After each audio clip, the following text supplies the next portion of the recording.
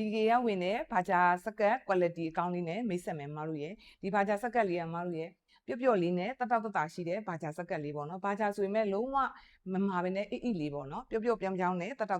ရှိပါတယ်ဒါလေးကတော့ပြတာကတော့မင်းကိုတီးခွင့်အောင်လုပ်ကိုမဲ့ခေါ်မှာပေါ့နော်သူကညီညိုမှဆူဆူပုတ်ပုတ်လေးပါခါမတို့ရဲ့ဒီလိုမဆွဲဘဲနဲ့တိုင်းရင်28ပေါ့ဒီလိုဆွဲလိုက်ရင်38ထိတော်ပါတယ်တင်ဆိုင်ကတော့မတို့ရဲ့ပြောစရာမလိုအောင်ကြီးပါတယ်နော်50ကျော်ထိဝတ်လို့ရတယ်ဒီလိုစကတ်လေးရဲ့အရှည်ကမတို့ရဲ့ဒီလိုစကတ်လေးရဲ့အရှည်က36ပါပေါင်ကြီးဆိုရင်110ကနေ180 190ထိဝတ်လို့ရပါတယ်နော်ဒါညိုရောင်လေးပါရှင်ဒီဟာလေးကမရဲ့သူကကြလို့ရှိရင်အသားရင်လေးပဲခေါ်မှာပေါ့နော်ဒါအသားရင်ရောင်လေးပါအခုစိုးစိုးပြထားတာအသားနုလေးပေါ့နော်ကာလာလေးကအသားနုနဲ့အသားရင်တယ်ပေါ့နော်ဒါအသားရင်ရောင်လေးပါရှင်ကာလာလေး4ရောင်လာပါတယ်မတို့ကြီးဒါလေးကတော့အနက်ရောင်ဆူဆူလေးပါနော်မတို့ရေမစိုးထဲဆိုင်ကနေမိတ်ဆက်ပေးပါတယ်နော်ရာရောက်တဲ့မြို့တိုင်းကိုလည်းအိမ်ရောက်ငွေချေပို့ပေးပါတယ်မစိုးပါရှင်